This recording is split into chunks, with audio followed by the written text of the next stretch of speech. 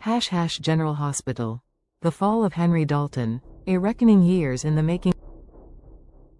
There are exits on * General Hospital that arrive quietly, slipping through the cracks of Port Charles with barely a whisper, and then there are exits that rupture the entire canvas, sending shockwaves through every storyline they touch.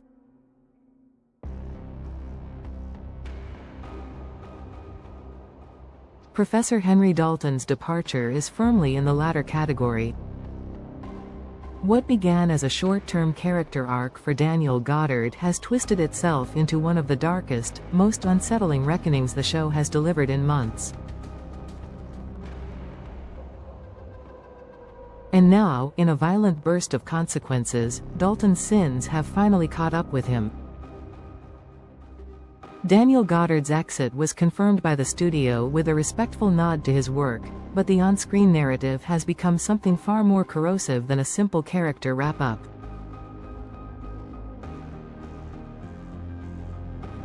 His final scenes crack open hidden fears, moral failure, and the chilling fallout of unchecked ambition. And as the dust settles over Windermere, Port Charles is left trying to understand how far one man's obsession warped the lives of the innocent, particularly a child who had no means to fight back.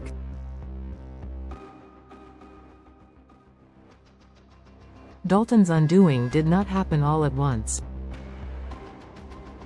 It began subtly, a pattern of strange behavior, a tightening tension whenever his research was questioned, and a growing unease that seemed to linger in every room he stepped into. Emma Drake Scorpio had sensed it first, well before anyone else dared to say it aloud. Something about Dalton's work was fundamentally wrong. She saw what others refused to acknowledge, that behind the professor's polished facade lurked a ruthless and secretive desperation. For weeks she tried to prove it. For weeks she was dismissed. But truth has a way of clawing its way into the light. The collapse of Dalton's world began in earnest when he finally admitted to Jocelyn Jacks that he had, in fact, crossed unthinkable lines. Illegal experiments. Ethical boundaries obliterated. Vulnerable animals harmed in the process of advancing research he claimed would change the world. It was a confession born not of remorse, but of panic, a last-ditch attempt to protect himself from the consequences that were beginning to close in. What Dalton did not realize was that by the time he confessed, it was already too late. Rocco Falconeri, innocent, frightened, and manipulated, had already been dragged into Dalton's shadow. The boy had become collateral damage, pulled into a storm he never chose, framed to divert blame, used as a shield for a scientist spiraling into his own darkness. Britt Westbourne had warned Sidwell that Dalton posed a risk to their work, to their reputation, and to the fragile line between brilliance and madness that their cryosynthesis project had already stretched dangerously thin.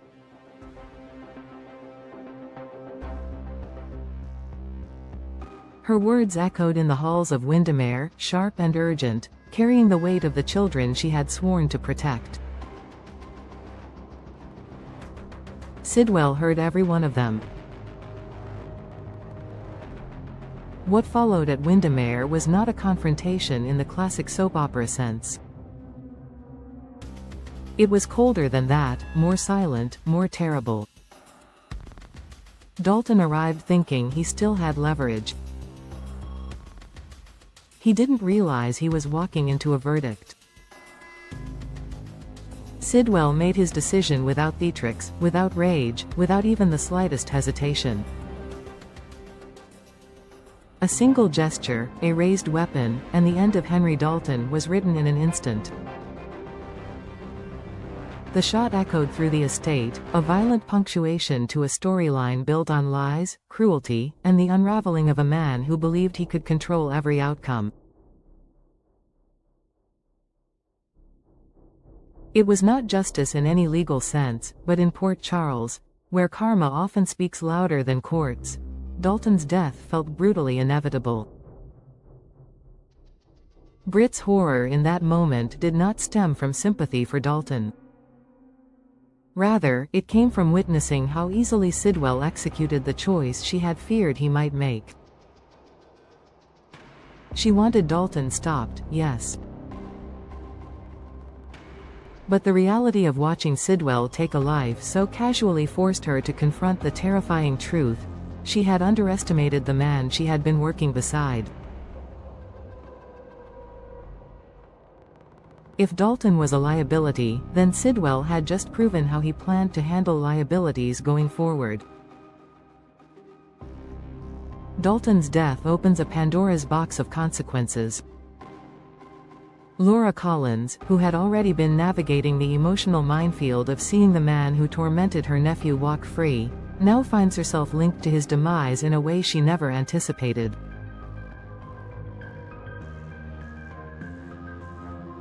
Her scream in the weekly preview, a raw, visceral sound, is more than shock.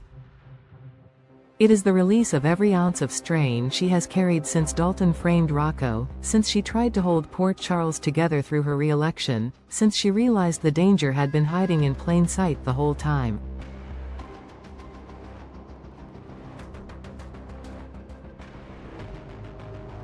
And then there is Emma, whose instincts had been dismissed again and again.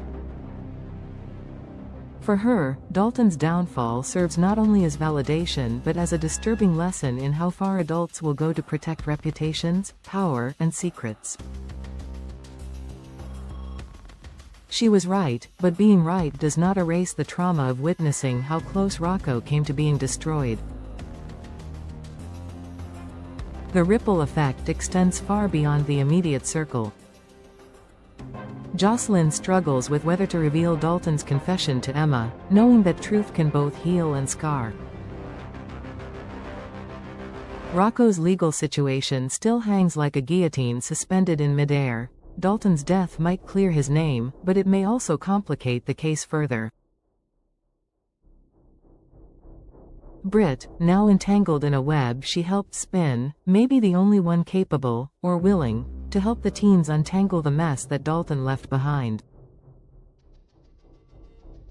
For viewers, Goddard's brief but impactful run has been a reminder of what a skilled soap veteran can bring to a morally complex role. His presence injected the storyline with a polished menace, a kind of charismatic danger that made Dalton simultaneously fascinating and deeply unsettling. Seeing him paired opposite Jeannie Francis added another layer, a meta-textual nod to their history on another network, another universe, this time twisted into something fractured and hostile. Behind the scenes, cast members expressed admiration for Goddard's work. Braden Bruner, who plays Emma, described him as confident, magnetic, and unmistakably seasoned, qualities that elevated every shared scene and sharpened the emotional stakes. Her words echo the sentiment across the fanbase. Dalton may have been a villain, but Goddard imbued him with a chilling humanity. And yet, the story insists on drawing a clear line between actor and character. Henry Dalton deserved every ounce of narrative punishment he received. Daniel Goddard, on the other hand, exits GH with respect, gratitude, and the open-ended question of what he will take on next. Soap fans know that exits are never truly final, doors close, but windows open, and Port Charles has a long memory. As for the world within the show, Dalton's murder has set in motion a chain of events that cannot be undone. Sidwell's decision will not disappear quietly. Britt's reaction suggests she may not be willing to carry this secret forever. Laura's anguish hints at deeper fallout.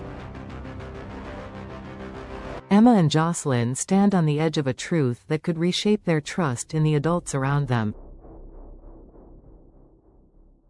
And somewhere in the labyrinth of Windermere, the ghost of Henry Dalton's ambitions lingers like a warning.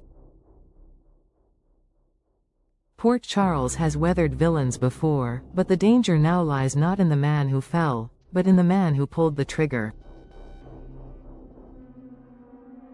Dalton's chapter may be closed, but the story he leaves behind is only beginning.